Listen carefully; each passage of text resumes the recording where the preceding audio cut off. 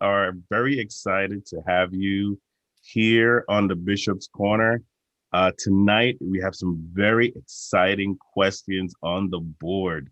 The question really is, what do men need to know about women? Wow. And that's a big question because all of us guys out there that are watching, that's a question we all ask. But before we get started, we're going to motivate you on going out there to vote. There's a lot of all the different states have different procedures now on voting. And so we're just going to share some quick information with you before you go out. So please pay attention as we play this video.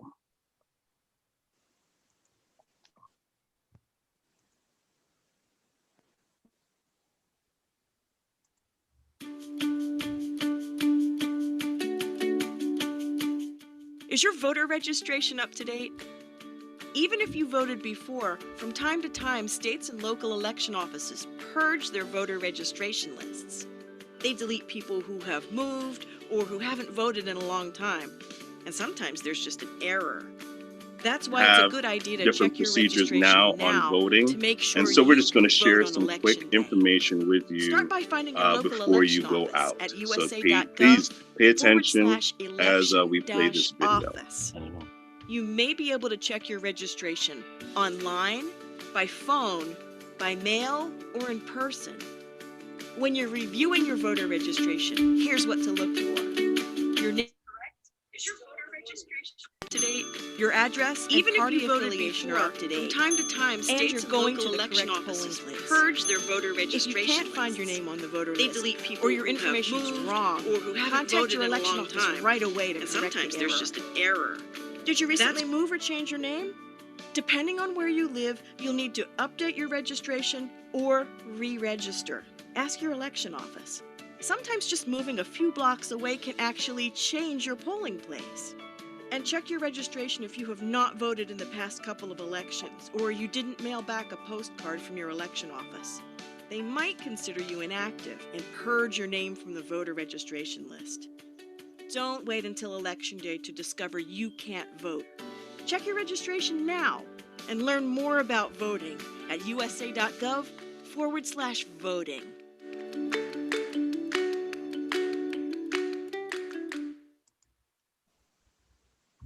All right, so make sure that you are correctly registered and you're in the system so that when November 3rd comes, you can vote. Now we're going to start our program, and I'm going to introduce our host for the evening, the Honorable Bishop Dr. Herbert N. Scott. Bishop Scott. Well, God bless you one and all. Thank you very, very much, Dr. Phil.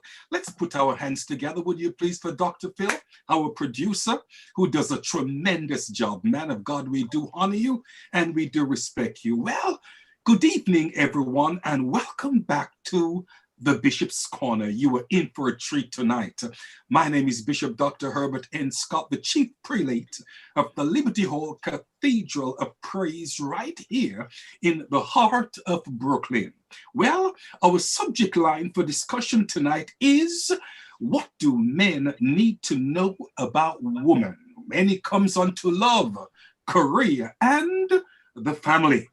It has been said that heaven and earth rejoice the day that women place their feet on earth.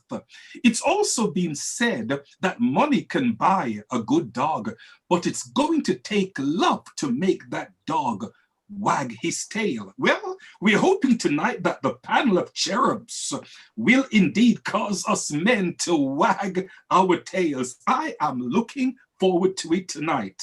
Would like to welcome at this time the audience that are weighing in, and also our illustrious panel that we have tonight. We want to thank God for the Right Reverend Dr. Heather Francis that is with us. Can we put our hands together, make her feel welcome? Woman of God, thank you very much. Then we want to thank God for my little brother, Apostle Lucian Roas. My God, we thank God for the man of God all the way from up north. My son from England, Bishop Neville Wollaston, is with us tonight. Oh, and then we want to thank God for a young man that we all love and respect, Pastor Richard McKenzie Jr. He's also from Brooklyn, and you know that good things come from Brooklyn. Well, sitting beside Dr. Heather Francis, we have a beautiful young lady by the name of Gabby, and Gabby makes Dr. Francis look so beautiful. Gabby, thank you very, very much for weighing in. Then we have a lovely young lady all the way from Connecticut. She's a part of the ministry where Bishop Neville Wollaston is the man of God, the overseer, and that's none other but Kadesha Simpson. Woman of God, thank you very much for coming on. God bless you, and please maintain that beautiful smile. Last but not least, ladies and gentlemen, my daughter. She's the best of the best, Dr. Gizelle Phillip. Come on, put your hands together for my little girl, all the way from Brooklyn, and you know that good things come from Brooklyn. Well, my God, let's talk about it tonight. Let's talk about it. The question for our consideration that the ladies will explain to us tonight is, what do men need to know about women? Well, some weeks ago, we were told that women really don't want much. They just want the alpha and the omega and everything in between. So, Dr. Heather Francis, would you please come, woman of God, and tell us, what is it that we men need to know about you all?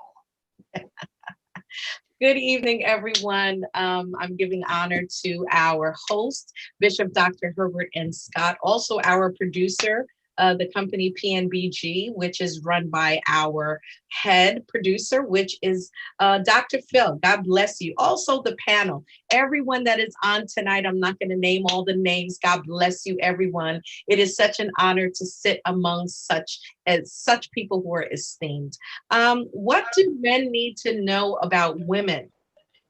We talked about it yesterday when it comes to family, career, and love. I believe that the question itself is very subjective, because based on the generation that you ask this question, you're going to get a varied answer. If you ask the younger generation, their answer is going to be different based on someone who's like me, who's a bit older.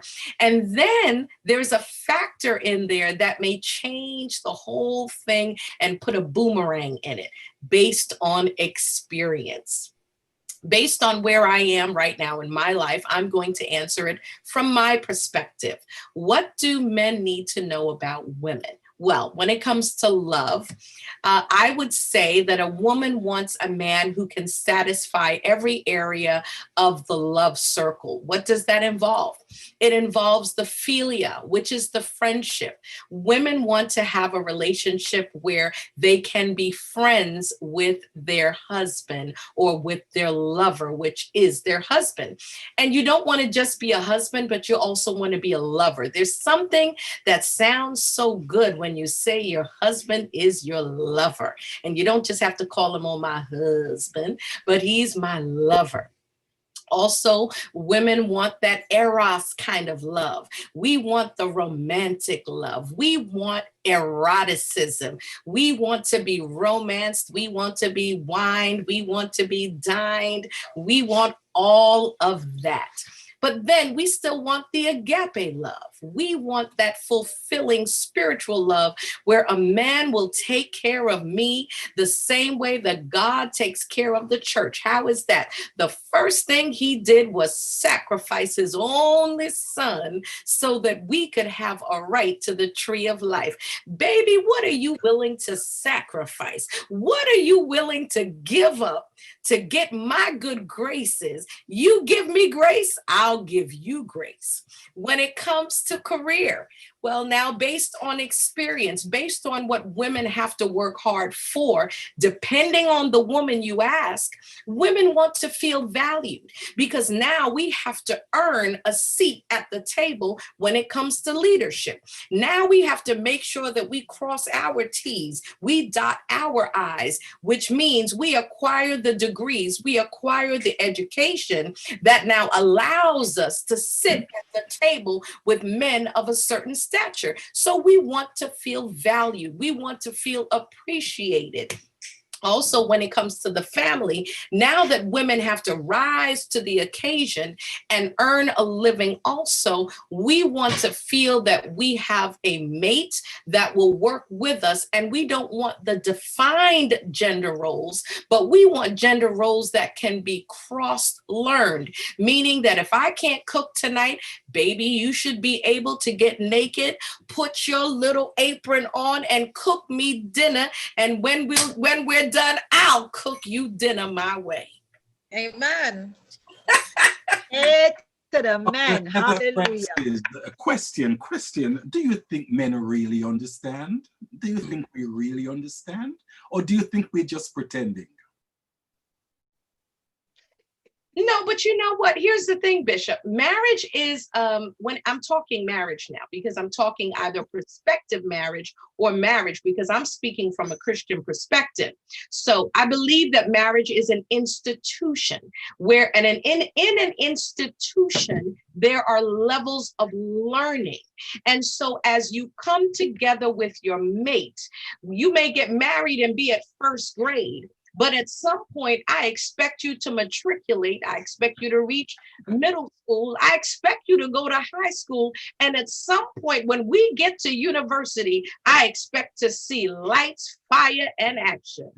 I hear you, woman of God. Well said indeed. Okay, Kadesha, please weigh in on the same question. Good night, everyone. Good night to our esteemed panel. Good night to our visitors listening in. And yes, most definitely, what do we women want you men to know about love, career, and family? First of all, I think Lady Heather Francis summed it all up. So awesome points with sharing the 3 stages of love. Definitely for me personally, I want unconditional love. I want my husband to love me just as he loves his mother, his sister, and just as he would love his daughter. So I'm looking for that unconditional love.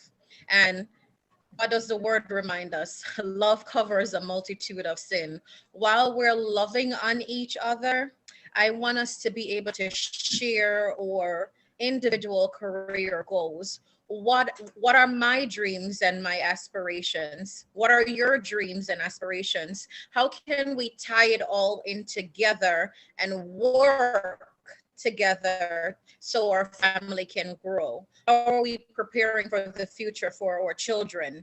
How are we investing? How are we growing, not only on a material basis, but on a spiritual base, on so many different levels? We need to connect. With our career, are you planning to go back to school? Is it okay if you work night while I do the day shift? Can we take turn with taking care of the kids? It's just being flexible to intertwine those roles. The woman of God just said, if I can't make dinner tonight, is it okay if you go into the kitchen? If I can't pick up the groceries, is it okay if you go grocery shopping?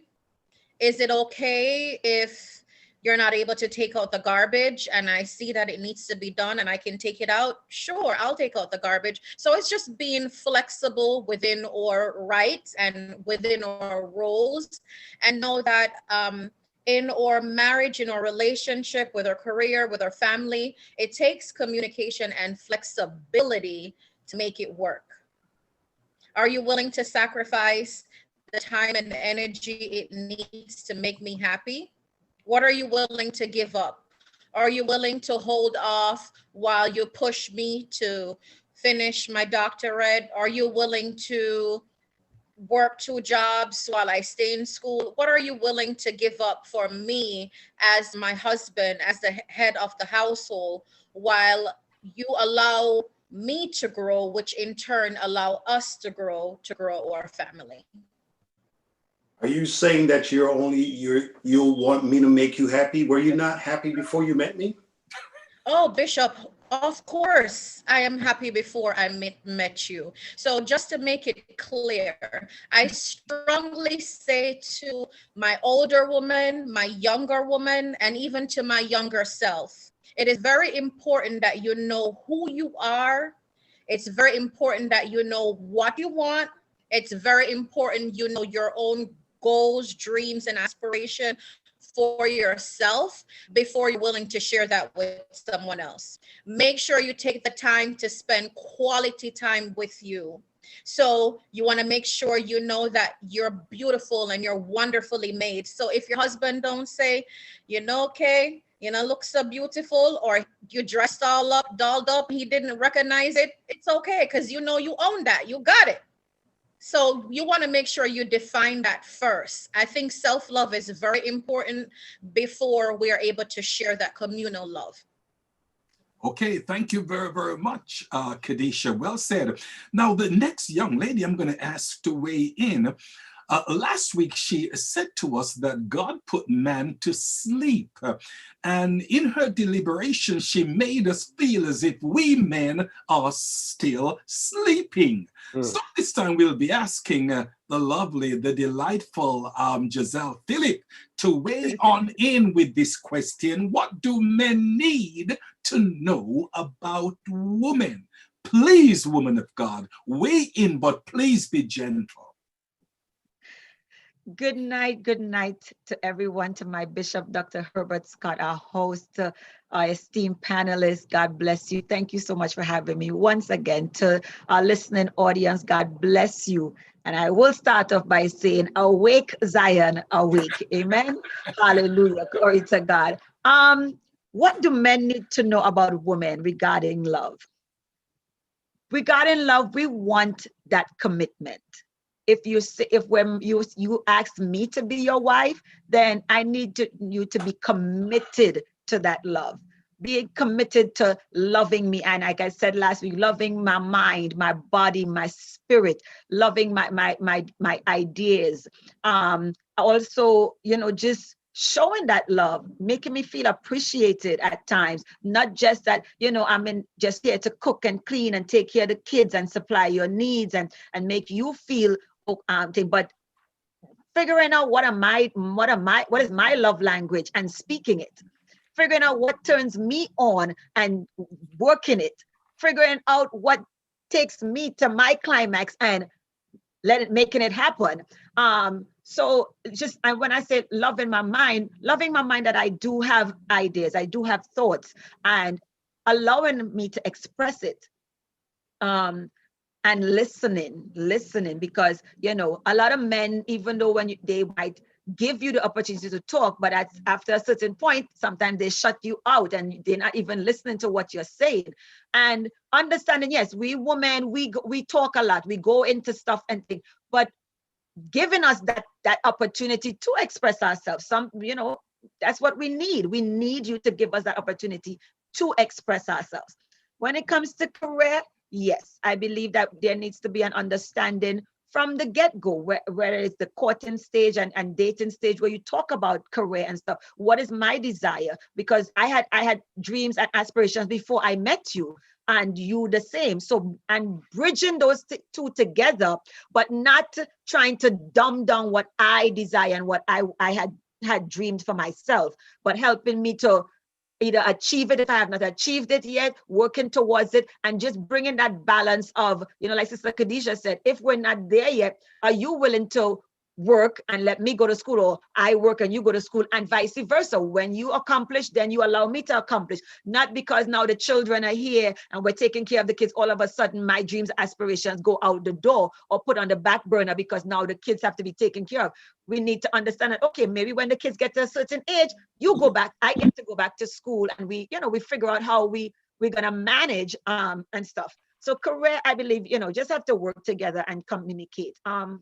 When it comes to the family, I truly believe in the time that we're living in, that we need to work together. It's no longer, this is what the man do and this is what the woman do, because most households, both man and woman are out there working in the field. Both of them are working tediously, long hours and all of that. So if you're getting home before me, you could start dinner. If you get on before me, maybe I cook dinner and you give the kids a bath. Maybe, I give the kids a bath and you help them with their homework. You put them to bed tonight. I put them to bed, tomorrow. And because at the end of the day, you want to still have that energy for each other. But if one individual is doing everything, then you don't have the energy for each other, because one person is burnt out, and you don't need that, because then there becomes frustration now with the parents or the husband and wife, because he's frustrated because she's burnt out, or she's frustrated because he's burnt out. Because let's be real, there's some men that are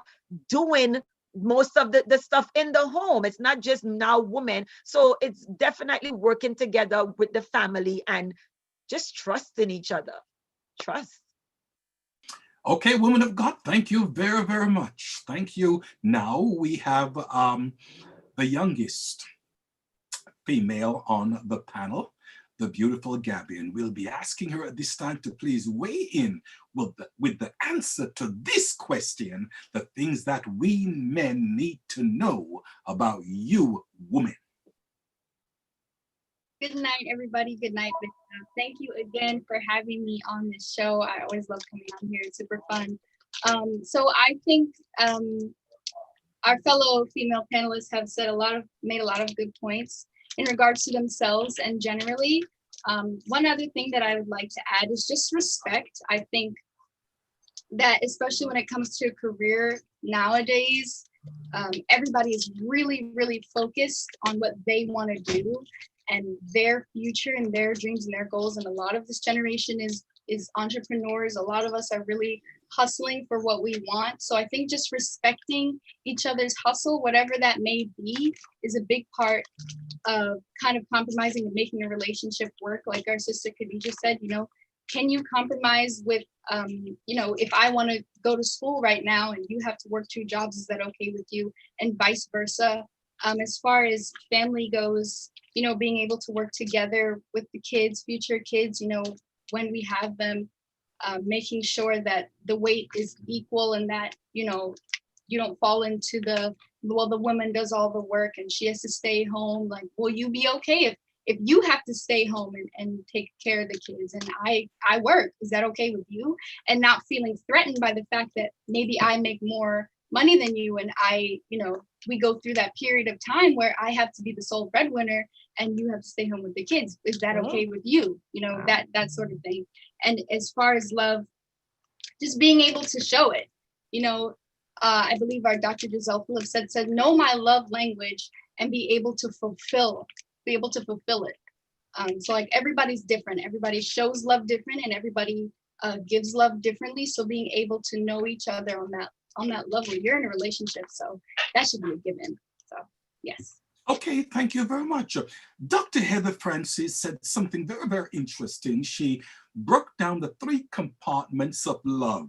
But the week before, what she said was this: to men, love is equivalent to sex. Love is equivalent to sex. Well, first, let me put it to the ladies, okay?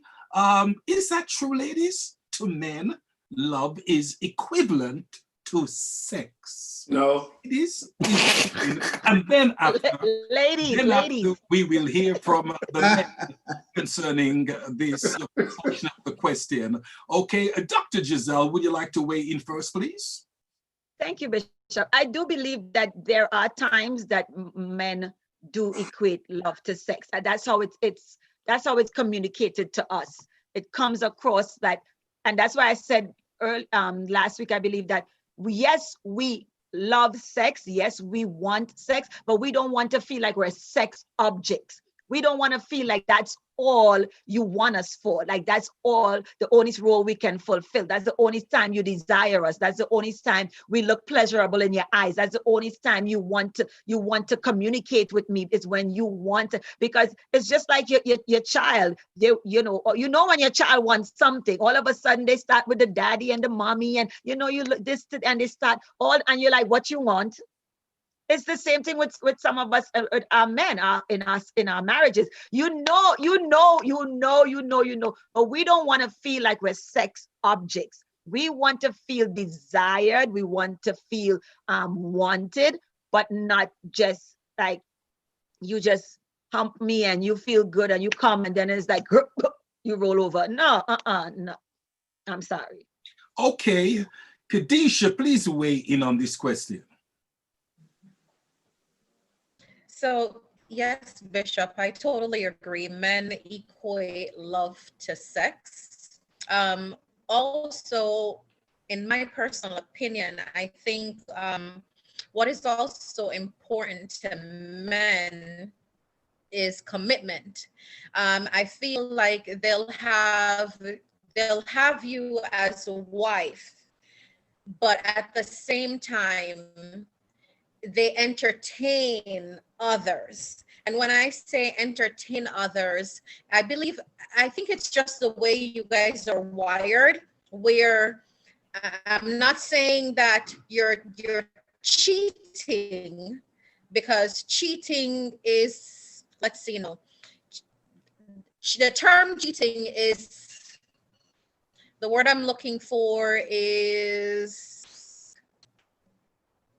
help me here, ladies. What's the word I'm looking for? So when I say men are not only looking for commitment, but the way they're wired, I'm trying to say that they're open to, well, not open to anything. That's not the word I want to say. My God, help me with what I'm trying to say, Lord.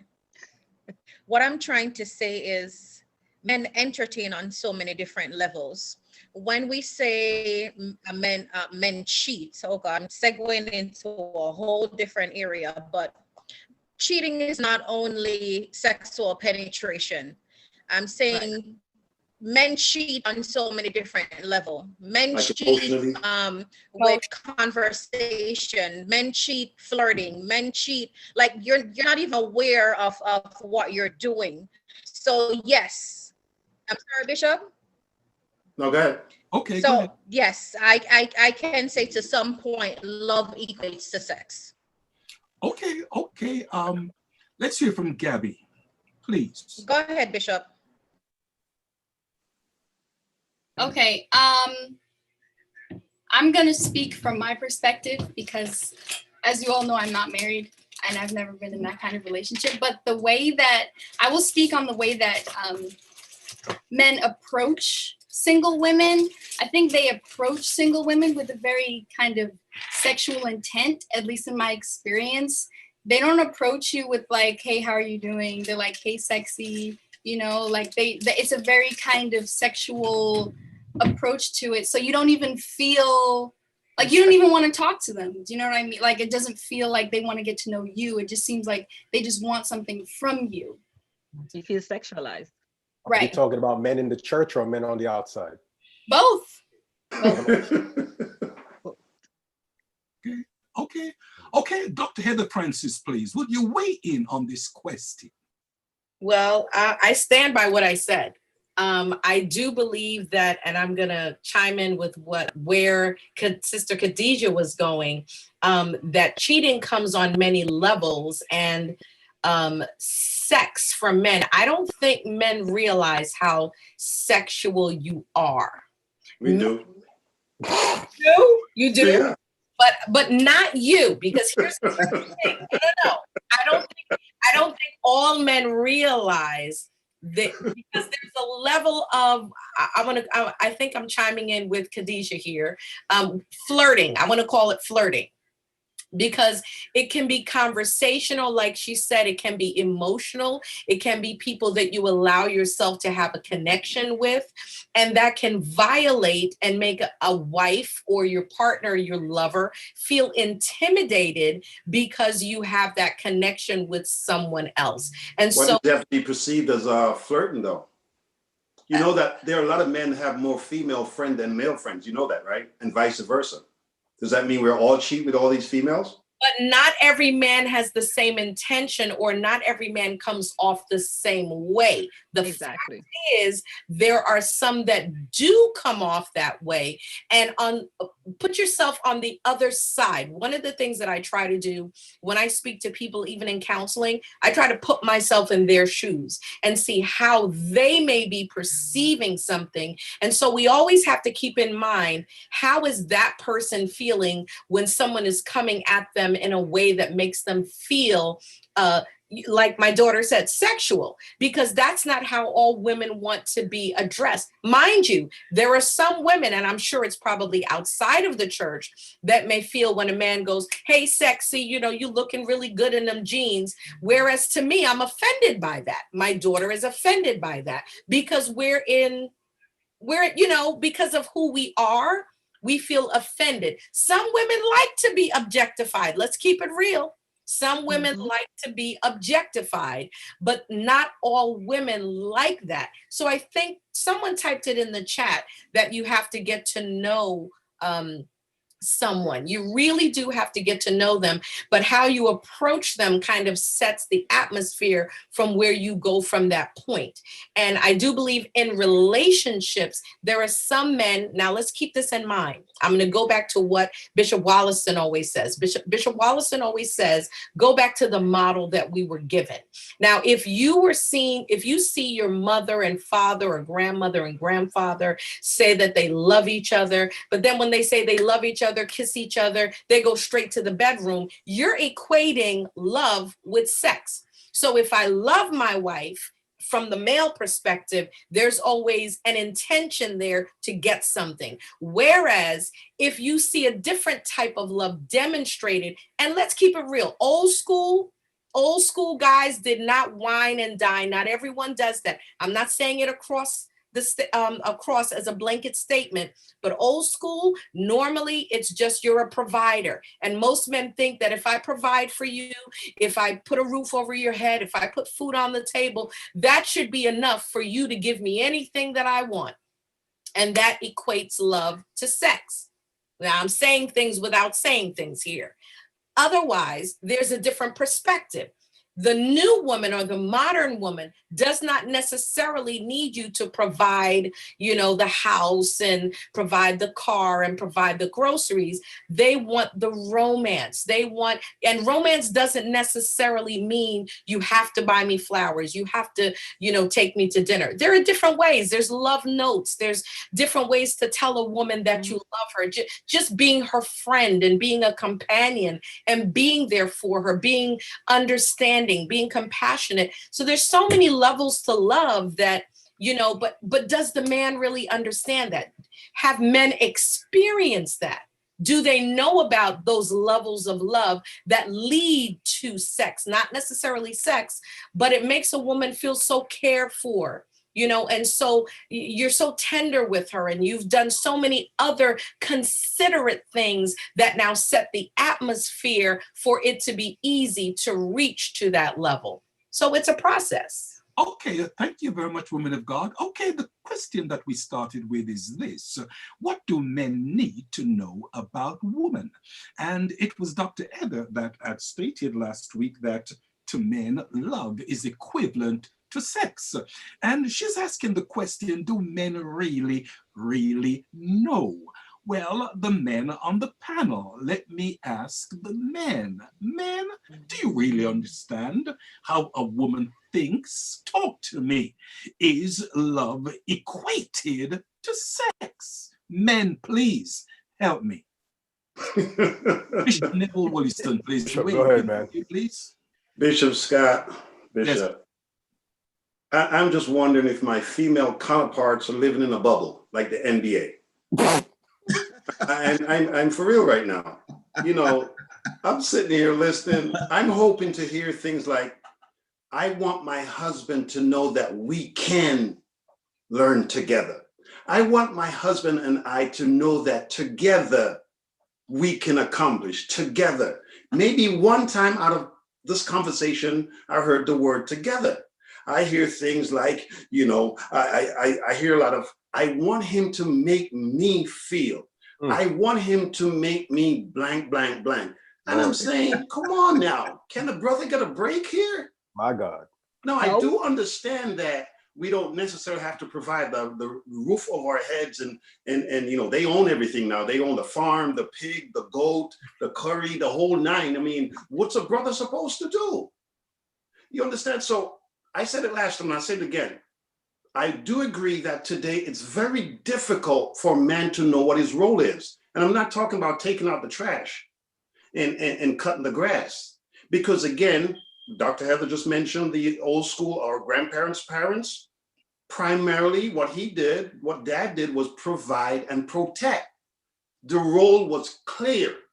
My thing is, ladies, if you feel that we're not doing a good job or we're not understanding you, don't feel bad to take us by the hand. Or don't expect that we got to know everything without you telling us what you want. That's what we're Your doing now. expectation is unrealistic. That's why I'm asking if you live in a bubble. I'm We're serious taking you right by the now. hand now, Bishop. Say it again. We're taking you by the hand now and leading you. Oh, now you're doing Yeah. it. Yeah. But 28 years, 28 years later. towards individuality, because the question says, what do you need to know? So Exactly. it wasn't geared towards a unified answer. It was an individual answer. It's individually asking me, what do I want you to know? So I'm not going to include you in the answer because you need to know the information. I understand. And Dr. Heather, it's safe to say you're speaking for the majority of women with your answers. All of you are. So we still need to know. But I understand what you're saying. But my thing is, let's learn together. I agree what you're saying, that at your age, it's different from Gabby. And at Gabby's age, from my mom's and your mom. I understand we're in different ages or eras and what have you. But just what I'm basically saying, come on now, give a brother a break here.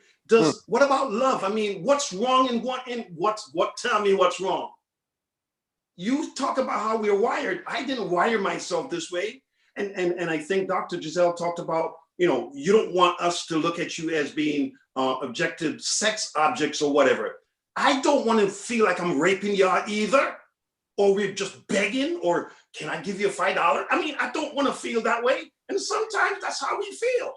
Because either your head hurting, you're tired, the baby's up, I got to get up at 5. What's a brother supposed to do? Talk to me. What am I doing? Take 3 cold showers and go to bed? Bishop Wallace. Come on now. You might have to tonight. You might have to tonight. Not good. Because all women that have higher sex drives than their spouses. I personally know women that would take it every night of the week. So that not the majority.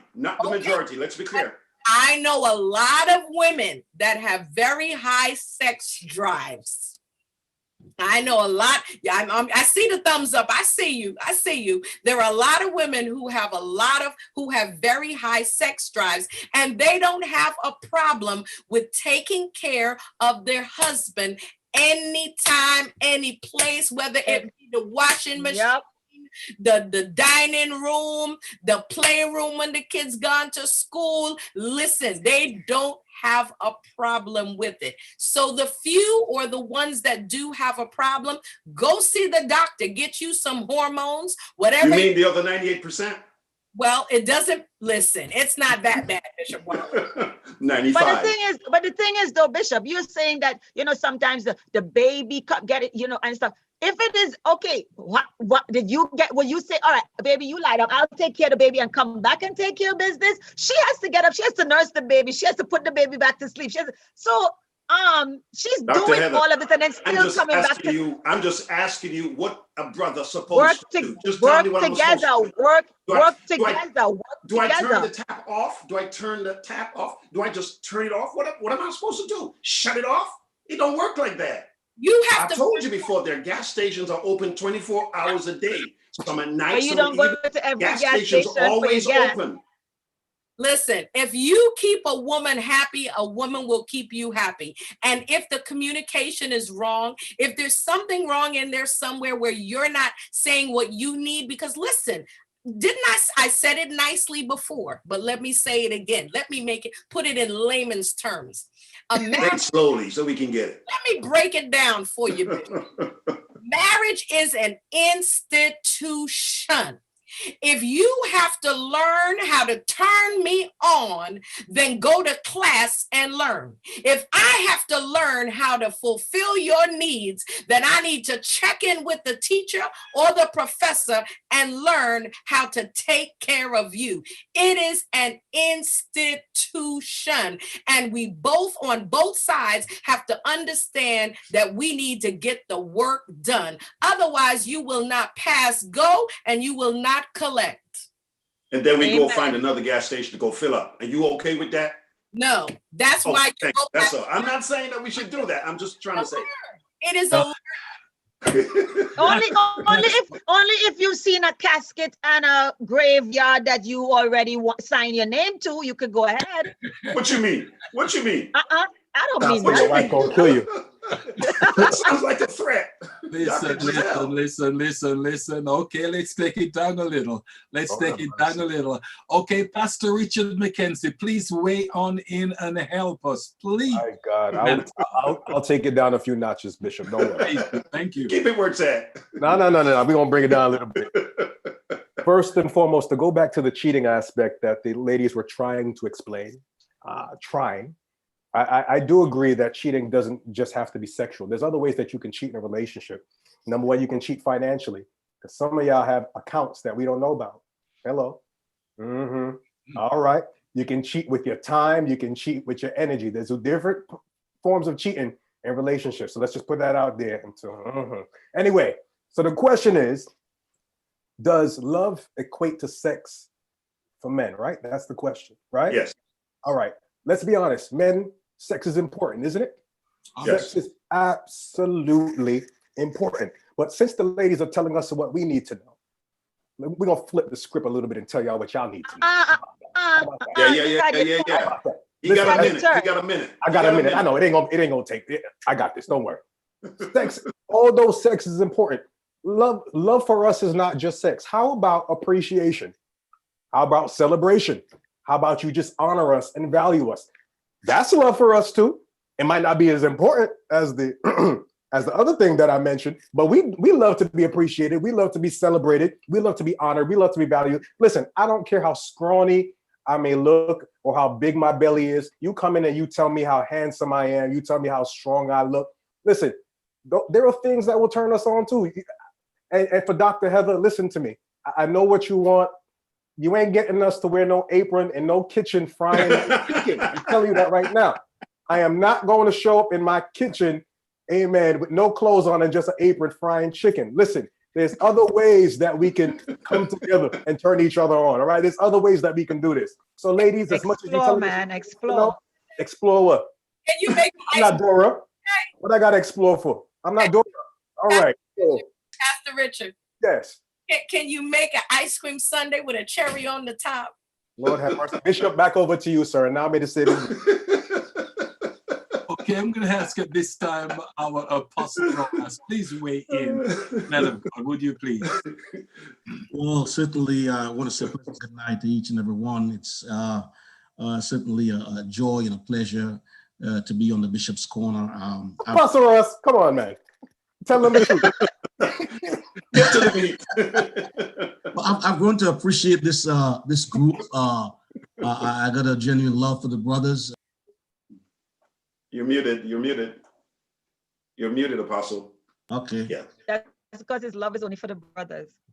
Yeah. No. For the you know.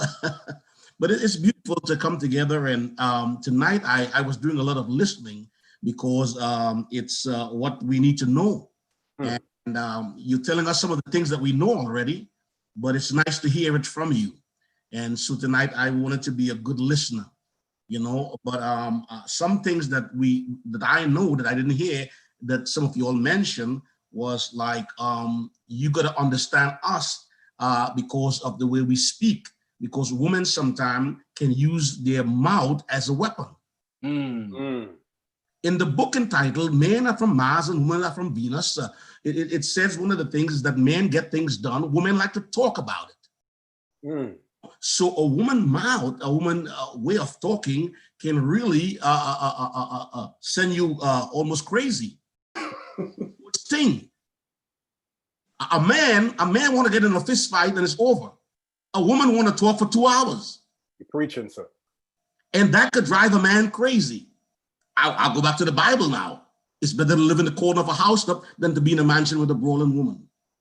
You know, so we want you to say what you have to say, but don't overplay it. Now, how we need to understand you guys too, women, sorry. What about, I didn't hear you say, what about when I'm going through, we men have midlife crisis, you women go through menopause, you might have a good sex drive, a low sex drive, hot flashes. We need to understand you in those areas, you know what I mean? So I didn't hear much about that. And I didn't hear the word compromise, that we are willing to meet each other halfway, you know? Because listen, Bishop Wallison said something. God wired us this way. Men are boorish by nature. It doesn't mean sex is everything. It doesn't mean that sex is just for procreation. It's for entertainment. It's to enjoy one another. And we are more inclined to want than women. And I think once we are fulfilling that area, it can be really, I tell you what, sometimes you might have a disagreement with your wife and you come together for a time of intimacy. It does wonders. Sex is a very powerful thing, and we cannot underestimate that. But we men is not only equate love to sex. You know, we like to treat a woman nice, make them feel like they're the queen of the palace, Yes, sir. and so forth and so on. So yeah, I mean, I listened tonight, and yeah, I would like to make you guys happy. You know, I like to make my wife happy. You know, so I hear you. As Bishop Scott say, I feel you. Thank you. Thank you, man of God. Hear me, and hear me good. Okay, the first question we asked was, what do men need to know about women?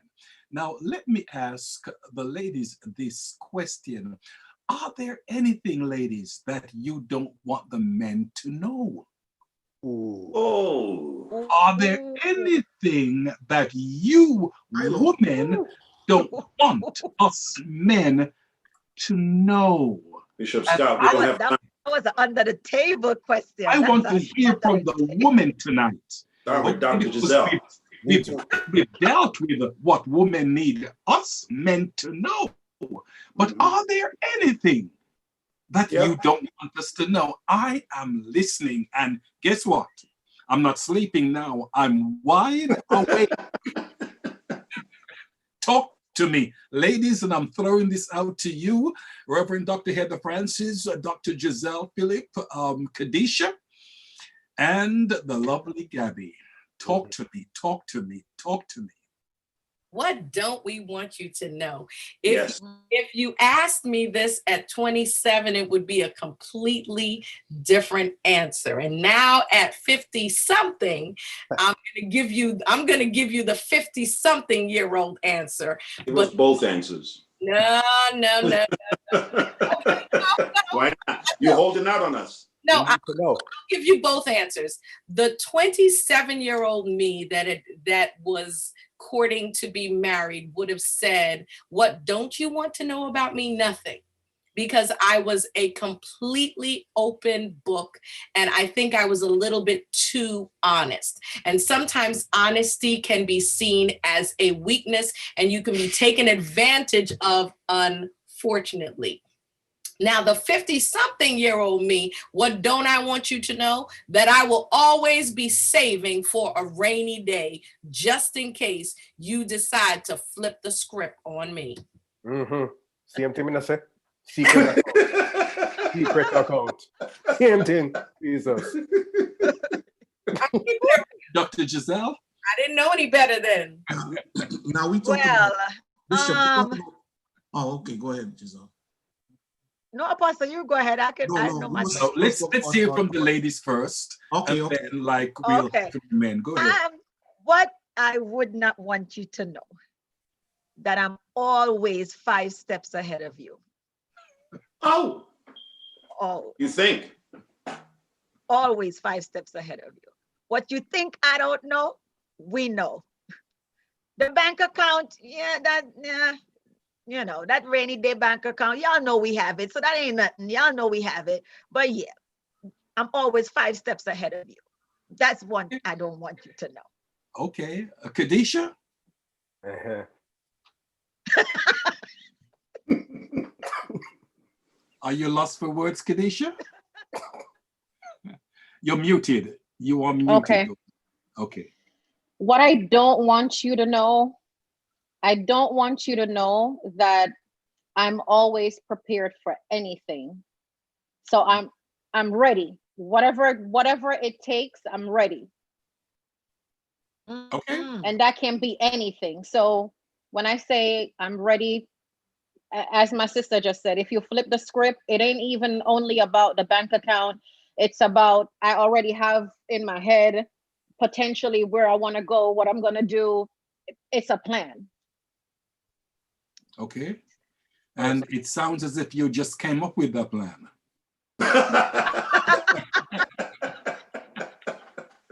Okay, Gabby, please tell us. I don't want it to sound mean, but what I would say is a little harsh. What I would say is, I think every woman sort of feels this way based on each answer, but they're kind of just like not hitting it on the head. Basically, like, we don't want you to know that we don't need you, basically. Ooh, shots fired. Ooh. Ooh. Shut we can take it. Shut up.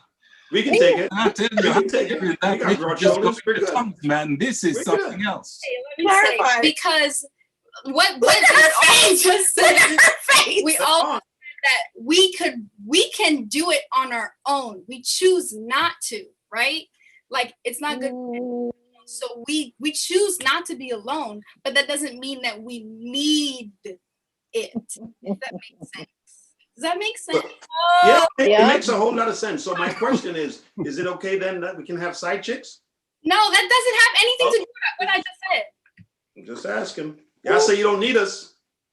No, but if I'm in a relationship, but if I'm in a relationship with you, I'm choosing to be with you.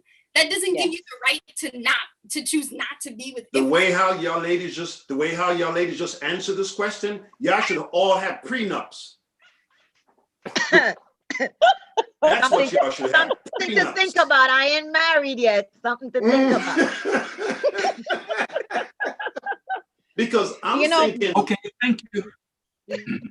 I'm thinking you're going to a relationship. Please go ahead. And go ahead, Bishop. Go ahead, Bishop. Go ahead. I'm thinking you're going into I know it's old school. I'm thinking you're going into a relationship to make this thing work. If you have already got preconceived ideas and notions that, listen, I'm going to just have this little something on the side just in case. I'm going to have this bank account over here just in case. I'm going to say, I'm not going to set myself up for failure emotionally or anything just in case. I mean, then why are you going to work on this thing? Just have a prenup. You might as well. But most women having a side account is usually backup in case anything happens in the family. So if the mortgage falls behind, she'd be like, I got it. We good. We good. You lose your job, we good. It's not that, she has that bank account as an exit strategy, which sometimes it might end up being an exit strategy, but initially it's a cover so why for don't the you family. What's wrong? You let me know that you got a little something for rainy day. Nah, son. See what I'm saying? Bishop, son. You know, to be honest with you, since Gabby let the puss out the bag. Only because she's the only honest one. No, she ain't let the puss out the bag. All right. So since Gabby one. let the puss out the bag, she's the Bishop, only honest one. Let's keep it real. Since we already acknowledge that we're saying that women don't potentially need men, remember, Bishop, there's a notion that says man sell a shop. Okay. All right, and with the Duracell battery, it keeps on going and going and going and going, and it doesn't stop. Thus, I asked the question. Is it okay then? I'm not saying me personally, will you frown on a side chick since you got Duracell and everybody else who sell? Are you good with that? Because I know you're not. Okay, but Bishop, let me throw a monkey wrench in here. Stay on. Let me throw a monkey wrench, and I want Bishop Wollaston to respond. Go ahead. How do you then respond to someone like me, who was very honest initially going into a marriage, who put everything on the table, including every dime I owned, and ended up marrying someone who I ended up not just penniless, but homeless? Okay, of course, that don't happen all the time. I'm not belittling that. It happens. I want you to respond to me because I ended up losing everything. So what do you say to me? And I ended up with nothing. Okay, if you were my daughter or my sister, the first sign or the first red flag that I see or you communicate with me that's happening, I'm saying get out of there. But no, but we're talking about, can we talk church? Can we keep it real? You not get married in the church and start telling your business that you're church people. What? Come on, somebody. Let's keep it real. It was embarrassing. You, first of all, you don't humiliate yourself by telling missionary cornbread, because by the time missionary cornbread have my information, totally agree. It reached to evangelist walkabout. It reached to deacon tell everybody, and you are completely destroyed.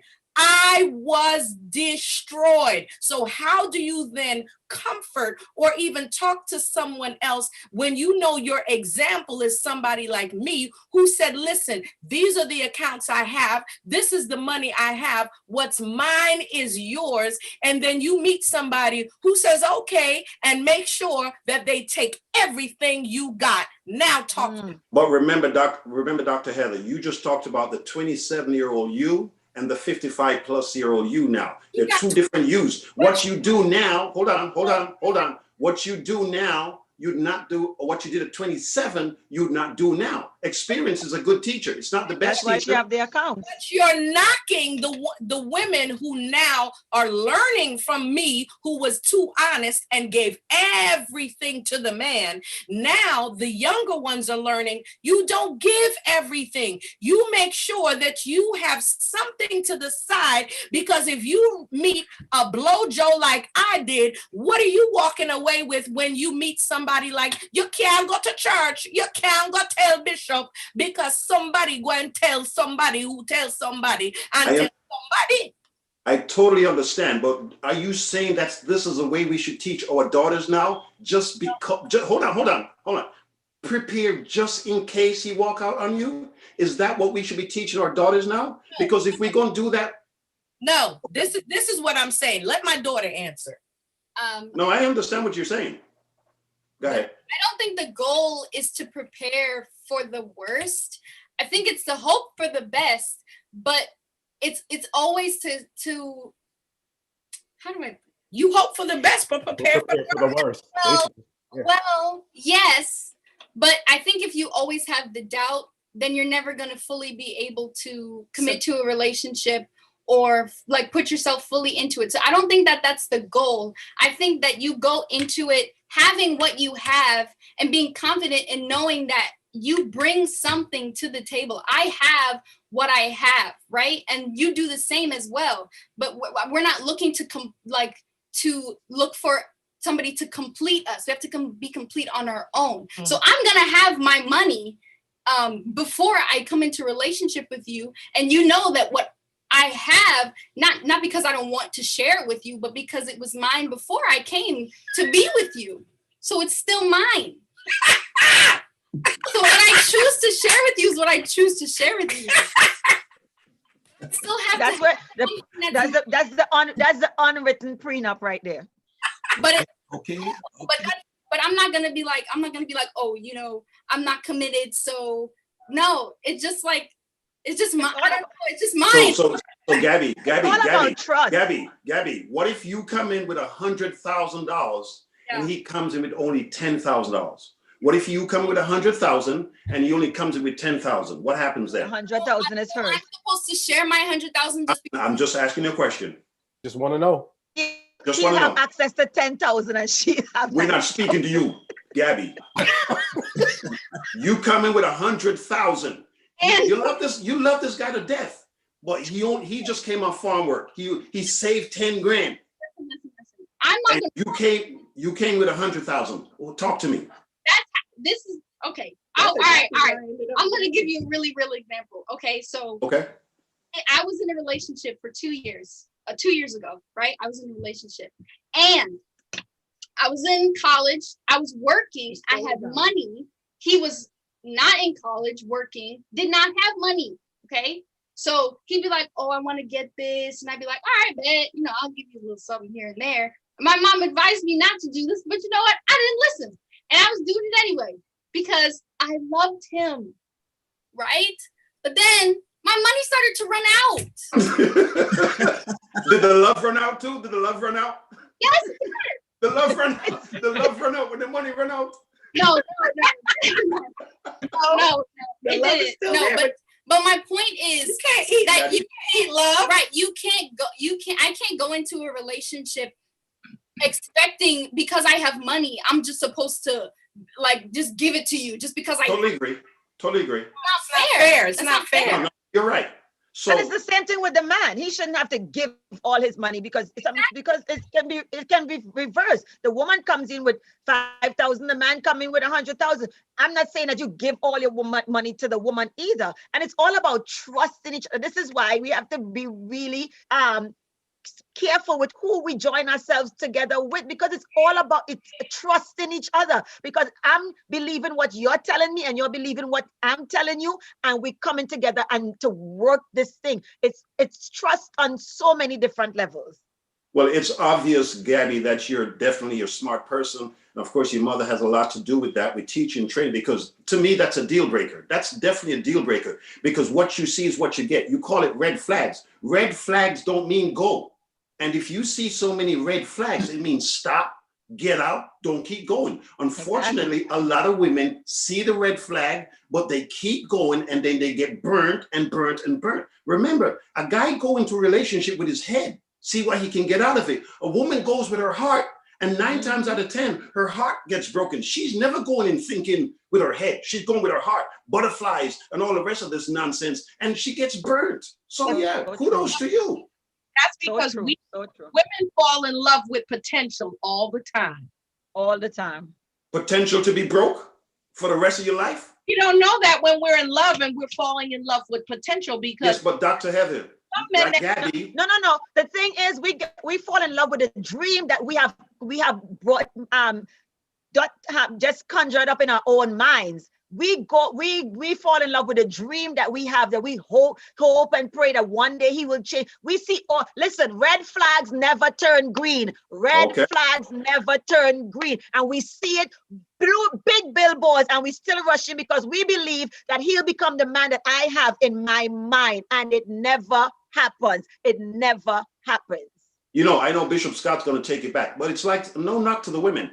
It's like some women, they find their husbands outside and they talk about, oh, I'm going to get him saved. I'm going to bring him to church. Wherever you find him, if you find him in the club, that's where he's going to be. If you find him in the bar, that's where he's going to be. A woman must always find a man in the presence of God, because that's where Eve found Adam. Eve found Adam in the garden, in the presence of God. If you don't find your man, I know what you're going to tell me, all things being equal, I know what you're going to say, but I'm just speaking in general terms. I'm not saying he can't be a devil, but what I'm saying is you must find him in a certain place. Yes, Dr. Heather, you might find him in the presence of God with all the red flags, then run. Run. Don't wait for it to turn green. Don't wait for him to wash it out. You see red, we just heard a moment, red will not turn to green. In the presence, outside of the presence, wherever, if you see red flags, keep it moving. Amen. Okay, now hear me. We could go on all night. The first question we asked was, what do men need to know about women? And I asked the question, what is it that women really don't want men to know? They haven't told us yet. Okay, Apostle Roberts, would you like to weigh in, sir? And then Pastor Richard McKenzie, and then the next question. Men don't want us to know. Yes. There's a saying. There is a saying: once bitten, twice shy. All right. And when we have bad experiences, sometimes we live them out.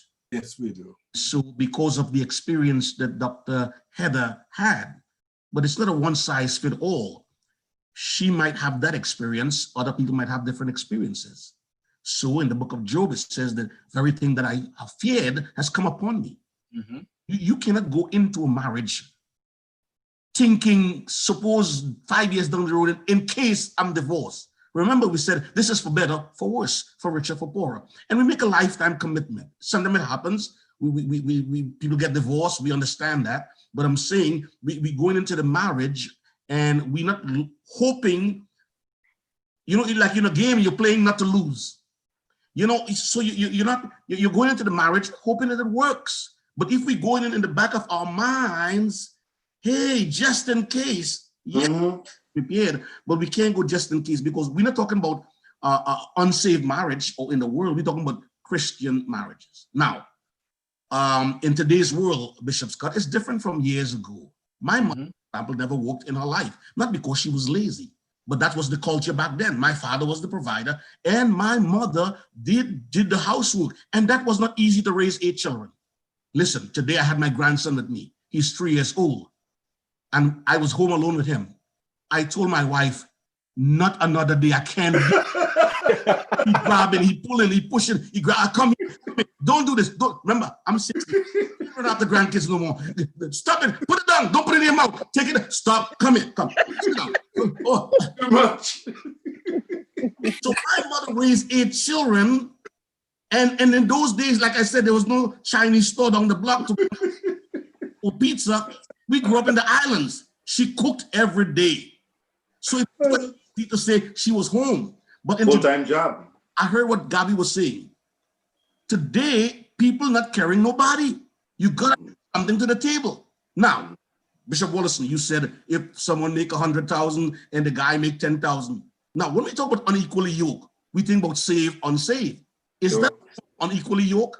Yeah. And I'm not putting nobody down. I'm not despising their small beginning. You making 100,000, you have your PhD, and you took a guy from McDonald's. Somebody, how is that going to equate? Come on, Bishop. How is that going to balance here? Come on, Apostle. So I don't think and listen, let me tell you something. People today, listen, sex don't pay the bills. Love don't pay the bills. This is not the 60s and the 70s. What are you bringing to the table? Both men and women, different culture, different time, different era. Thank you. So I'm going to leave with this one. Is it okay for a woman or a man to keep a secret or tell their spouse everything? Good one. We talk about transparency. Yeah. And they say, don't hold back nothing. I'm not going to hold back nothing. We have trust. Should you, in terms of wisdom, should you tell her everything? Should she tell you everything? Different segment, that, Apostle. Okay, sorry.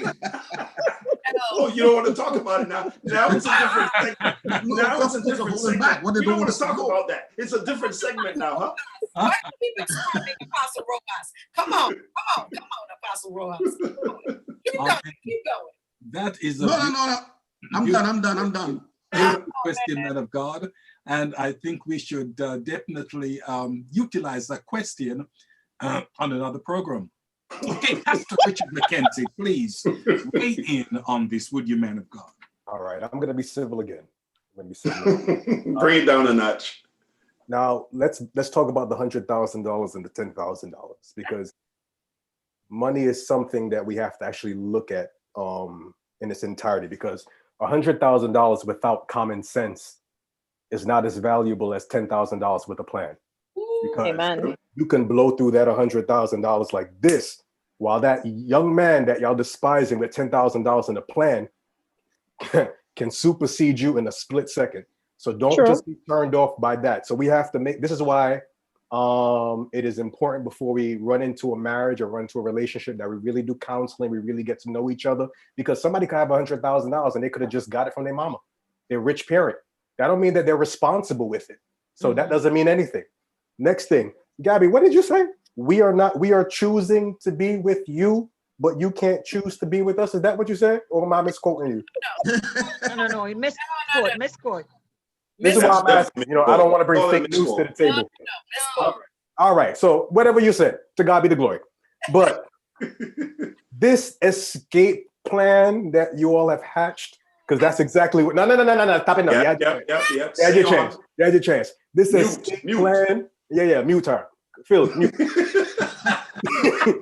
This escape plan that y'all have hatched. Because listen, I have no problem with you having yours, but tell me about it. You know what I mean? Yeah. I don't need to put my name on it. I don't need to be a part of it. That's fine. I'm talking about that secret account in Bora Bora that nobody knows about. That's what I'm talking about. So let's talk about this escape plan that y'all have. The one thing that you have to that worries me about this just in case plan is that it may make you run at the sign of any little disagreement. Look what happened. You better not play with me. Don't he know that I got that secret account? If he talk to me one more time like that, I'm out of here. Listen, I'm okay with y'all having y'all little something on the side. But if you're gonna have a just in case plan, and as soon as a little disagreement arises in the relationship, you out because, as y'all say, I don't need you. Remember y'all said that?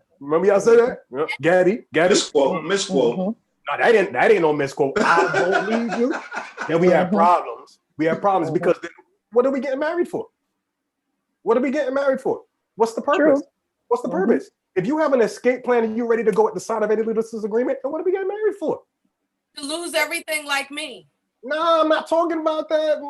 Stop talking. Cut it out. Mama, hush. I'm not talking about that, man. Like I said, if you have a little something on the side, that's one thing. That's a little something on the side. But the escape plan is what I'm concerned about. I don't have an escape plan. I don't have one. It wasn't meant that way. It wasn't meant that way. I was just saying that the example was given with the 10,000 and the 100,000. If I have 100,000 and I'm a saver, okay, so that's staying in my savings account. All right. I don't want it to seem like if I come into the relationship with $100,000 and you come in with 10, that it's expected that because I have $100,000, we all of a sudden have to share that. It's not fair. That's mine, right?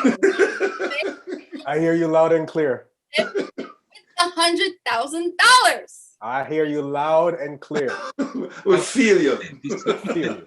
Things certainly have taken a turn for the difference. New generation and compared to the old generation.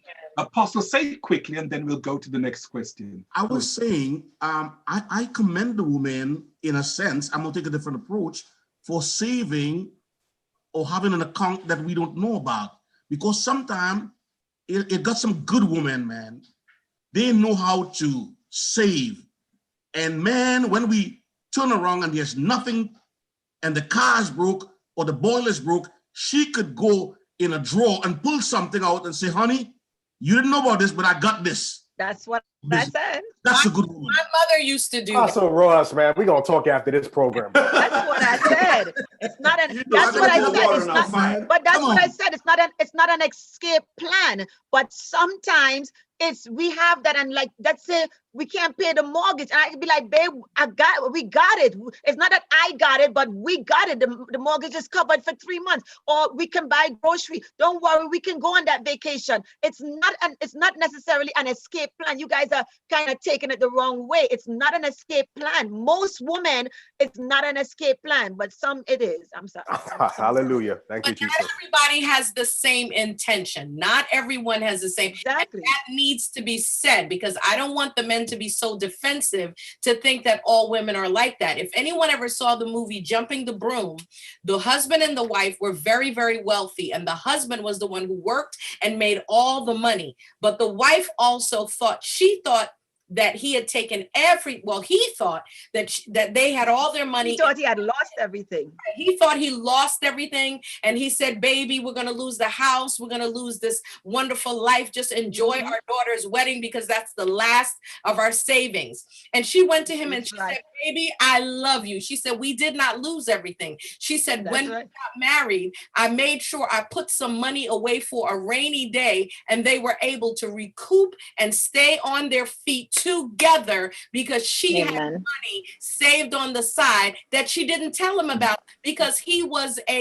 into brokerage business. He was, And he was always investing. And he invested until there was nothing left for him to invest. And if it wasn't for her, they would have lost their life and their way of living. So it's not for a bad intention. It's so that it's there. God forbid anything happens. At least you know you have a woman that will save some money. Come on, man. Beautiful. Hello. As long as good intentions is behind it. Can we say amen to that? Amen. Okay, now hear me. Ladies, 2 minutes each on this question because we've including you, Dr. Heather. Okay, the second question is, why are details so important to you ladies? My God. Why are details I'll make mine short and sweet. important? Please go ahead. Short and sweet. If it is task driven, if I've requested you to do something and I just expect it to get done, I'm different. I don't need to know all the details. However, if it is something that needed to get done by a certain timeline and it did not get done, then I may want to know what were the events that led up to you not being able to do what you're supposed to do. Otherwise, I just want to know that it is done and that's it. I don't need to know details. That's just me. Okay, Dr. Gizelle. I would say I'm not much of a detail-oriented person, but details do help you in your decision making about a particular situation or incident, or just even to, it helps guide your decision, because if I have every detail, then my decision is I am better at making a decision. Whereas if things are left out, it's kind of sketchy. You really kind of left hanging in the balance. I would say details help us women with decision making. Okay, details help us women in decision making. Okay, Kadesha, please. Detail helps us to know where we're going. So it's a guide. It's like the blueprint for building a building. It helps you to know where to go, what to do, what not to do. So I like to know the details. I'd like to know what I'm getting into. Okay. Okay, Gabby, please. Yes, I think that women in general tend to be overthinkers. That's just in our nature. I think generally, I'll speak You're right. That, Amen. So when it comes to certain things, when we don't get the answer that we want or it isn't clear, there's all these questions in our head. So then we're asking, well, why did that happen? And I think when we get all the details all at once, it saves us that extra overthinking that we tend to do. Men, are women really detail-oriented? Apostle Roas, please. Well, Bishop, the same way we said that men are sexually driven and that's the way they're wired, I think women are wired that way. Don't defend them. To learn, to get into the details. Of course, like it says, men are from Mars, women are from Venus. They like the details. A woman was arguing for 2 hours. Hello? Yeah, we're hearing You're you. there. We can hear you. We're hearing you. We can hear you. Saying something? No, go ahead. No, we can hear you.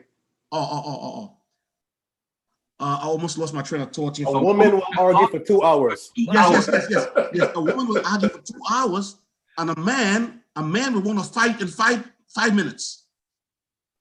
So women are more talkative, if I may use the term. Again, statistically, they speak 3 times more than the average man per day. So they like details. We like, how was your day? My day was good. I'm done. Well, tell me what happened from the time you leave the house to what happened. We don't like to. We like to, just get to the point where a woman, generally speaking, she's more detail oriented. Amen. Okay, Bishop Neville Williston, sir, tell us. I think it's a matter of trust, or should I say distrust. That's just my opinion. They want details for what? So you can check timelines and how this, for what reason? If I told you the car is fixed, how did you fix it? What did you do to fix it? When did you? It's fixed. What was wrong with it? What does it matter? It's fixed. Your car is now running. What was wrong with it? What part did you buy? How much did you pay for it? Where did you get it? How long? It's fixed. We are fixers. We just want to get it done. End the story. Ooh. Thank you, man of God. Okay, Pastor Richard McKenzie, please. The answer is yes. Yes, they're more detail oriented than we are. My wife is on. She'll tell you, listen, I'll come in from work. How was your day? It was all right. What'd you do? Stuff. That's it. But she'll talk. I know I'm gonna hear it when I go, but she'll talk about the phone calls that she had, how this one was this and this one was disrespectful. And I'm like, But for me, honestly, I come home. How was your day? Good. What'd you do? Stuff. I'm home. Love you. Mwah. That's it. Okay, last question. Ladies, you've got 1 minute to answer this question. If something happens to me and I cannot perform sexually, would you cheat? Something happens to me, I cannot perform sexually. Would you cheat? Dr. Heather. No, I would not cheat because there is more than one way to skin a cat. Would you still be cheating?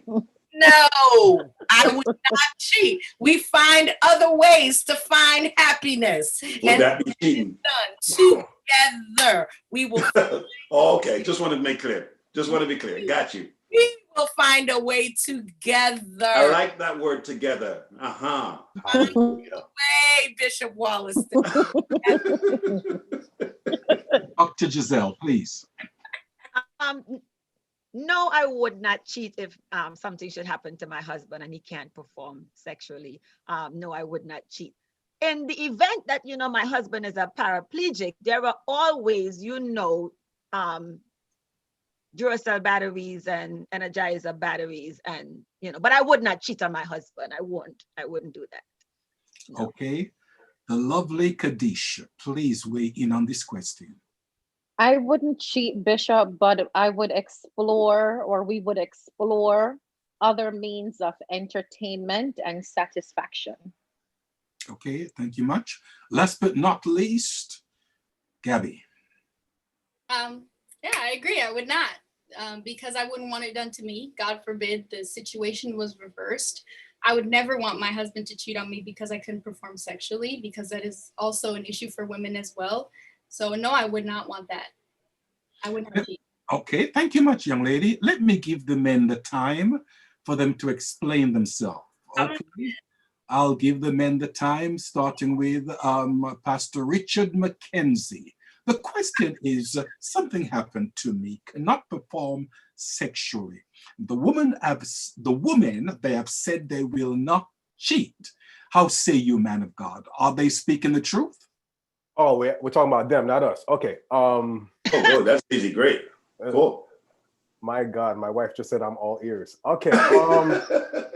If they're speaking the truth, I would hope that they're speaking the truth.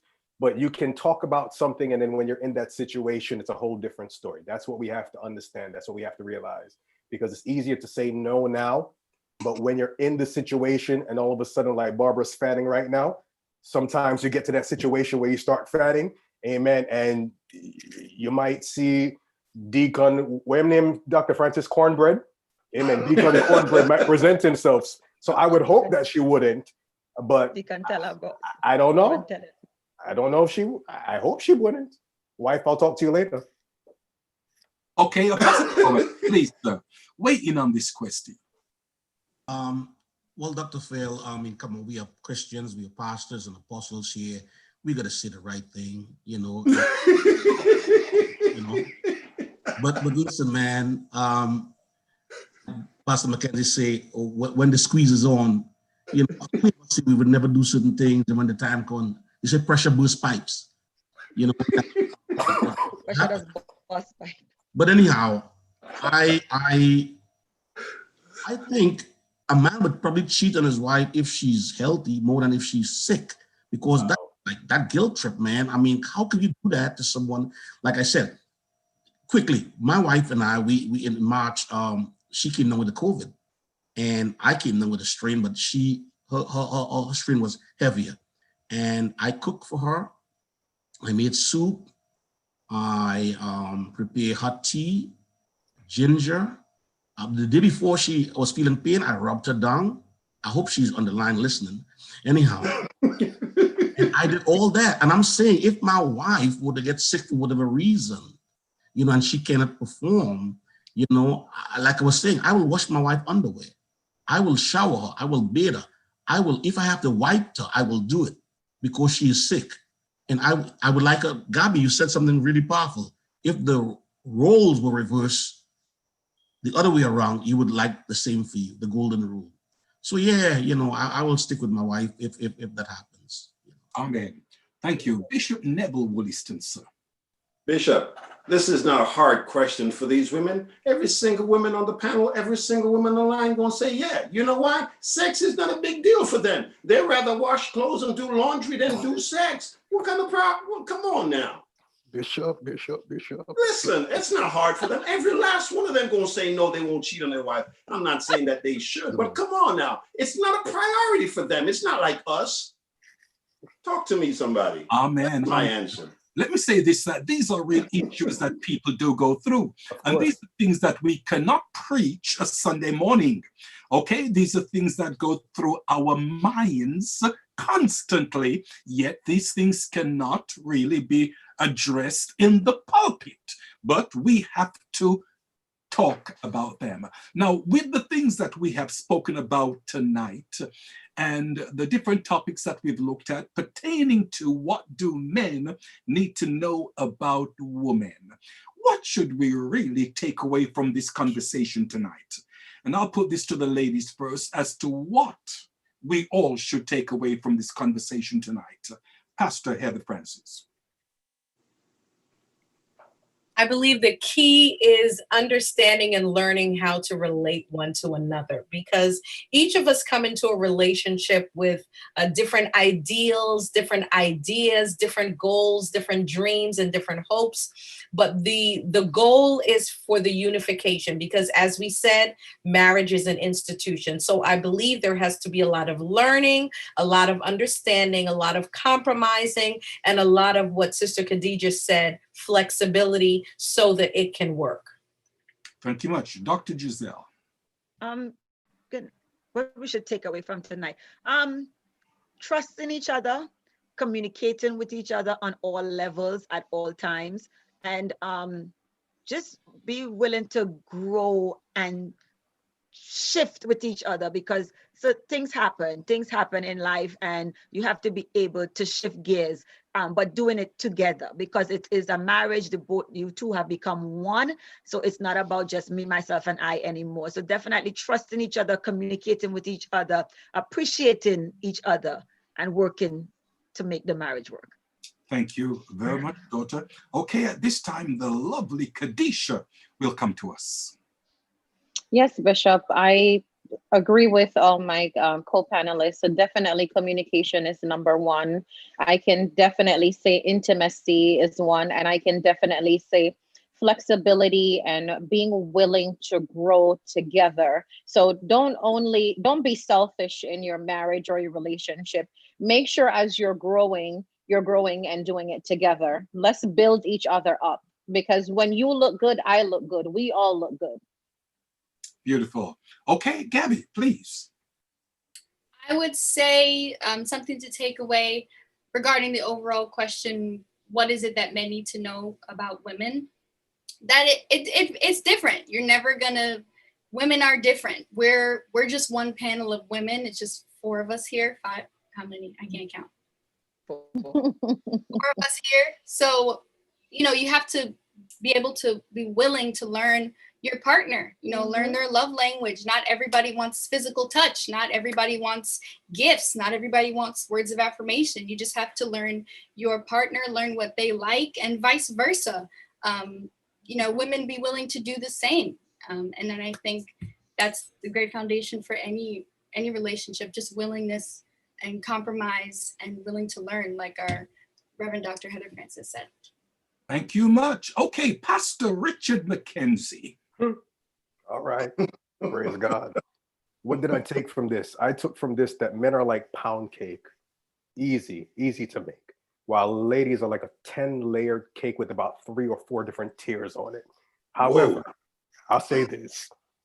Although we might be different and our makeup is different and we may be wired differently, as long as we come together with one mind, one heart, one focus, flexibility, compromise, and communication are instituted, we can make these marriages work. We can lower the rates that are high in the church. We can make it work. Okay, thank you much, sir. Dr. Neville Williston. Yeah, Bishop. I think this is probably one of the few times I'll agree with Dr. Heather Francis. What I take away from this panel is understanding. I'll definitely agree on that. Try to understand each other. We're not as complicated as you think we are, and I'm hoping that we're not thinking that you are as complicated. You put on a good front, that's for sure. There's no doubt about that. You know, you really put it on, but you're not that complicated. Let's learn together, understand each other, and I think we'll be fine. Okay, thank you much. Apostle Roas. Well, I go back to the scripture. It said, I'm going to be preaching now. Blessed to give than to receive. And I think in this life, if we can serve each other, that would be a beautiful thing. So I'm serving you and you serving me. It's not about me. It's not about myself. You know, it's like the ham and egg sandwich. The chicken say, I got to lay an egg, but the pig say, I got to shred a leg. So sometimes who giving more, who giving less? But if I would put my wife's needs before me and she will put my needs before her, it will make such a beautiful thing. So I think giving and serving is really important. Apostle, giving and serving is really the voice of reason. You switched up on us tonight, man. You switched up on us. Hey, listen, I got one question. Bishop, the clock has run out. I got one question. Should Christians have prenuptial agreement in marriage? Whole different show. Whole different show. Whole different show. That's another segment. Another segment. I'm just asking. But let me say this as we are concluding. It's 9:30 now. That marriage is the game that two people can win and two people have to win. So we're in it together. We have to make it work. I just want to thank the panel for weighing in tonight. And guys, you did a tremendous job. Thank you very much. I want to thank our audience and so forth. And also we want to thank the production company, PNBG. And this program will be on every Thursday evening at 8 p.m. until 9:30. Please weigh in next week. See you on the Bishop's Corner. God bless you.